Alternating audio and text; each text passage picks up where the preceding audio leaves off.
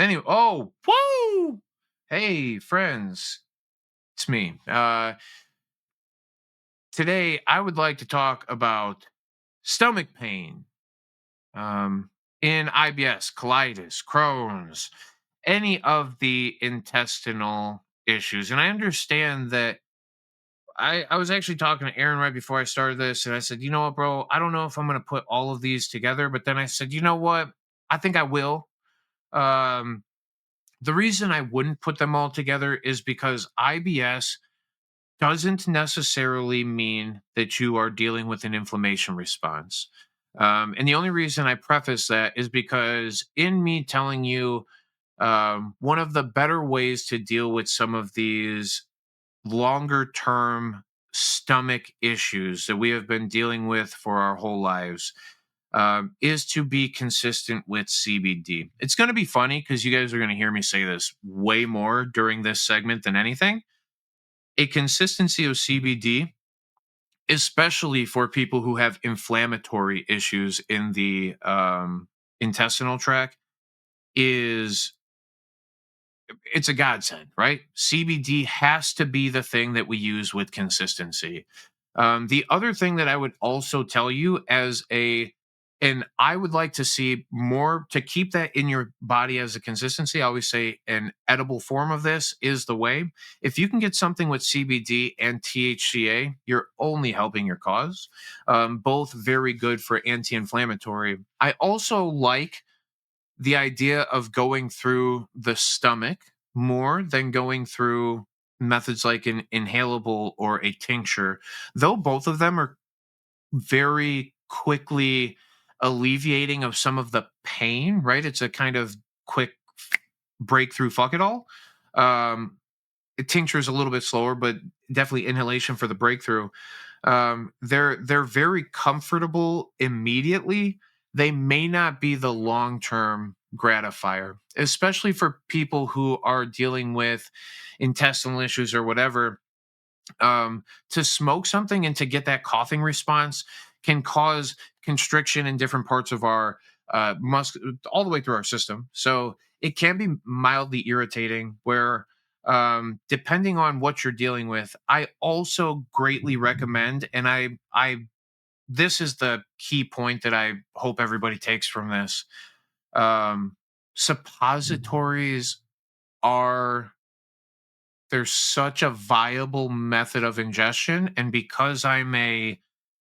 um because I fall into the same category that everybody else does, where I'm like, oh, exit hole only, not for me, that's not going to ever happen. I would discredit that method of ingestion probably personally. And then I got into the industry and everybody said, well, what the hell are you talking about? You tell us that you have stomach issues. And I said, yeah, I do. And everybody said, this is the greatest thing that we've ever done. As far as direct ingestion, I think, and that's why when I talk about what's the most important things of cannabis, method of ingestion comes up in my mouth first, because if you're not directly treating or getting the cannabinoids to that area, are we being the most effective? Would we decrease the pain in from whatever our condition is by inhalation? Yes, we would. It would be a quick kind of breakthrough thing, but would we be alleviating any of the inflammation, which is actually a symptom of your condition? We're just not. And that inflammation is the reason why you feel the pain that you do a lot of times. So, method of ingestion and suppositories, friends, for a lot of people who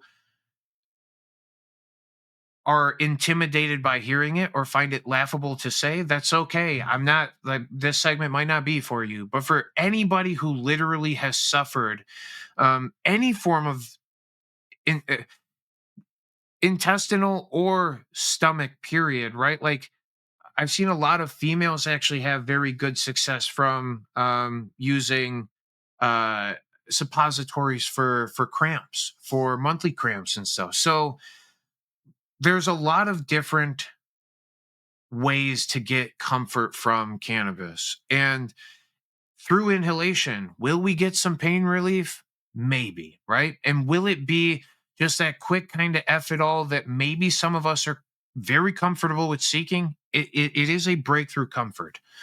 But to actually help your intestines, to help directly treat the symptoms of your Crohn's, which is inflammation, to help directly treat colitis, to help and it's not directly treat the condition itself, but the symptoms of those said conditions.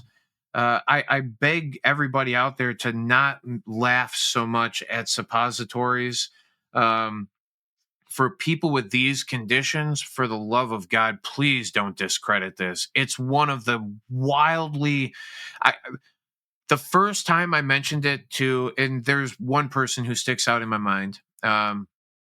She was when she came in, she said, "Oh, I can't get any relief." I said, "Hey, have you ever considered?"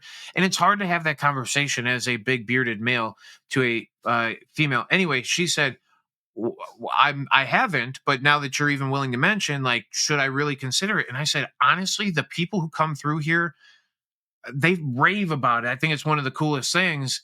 She came in, bought one, came back the next day and said, "How many of those do you have? I never want to be without that. This is the greatest comfort since I've been diagnosed with Crohn's. This is the greatest comfort I've ever felt."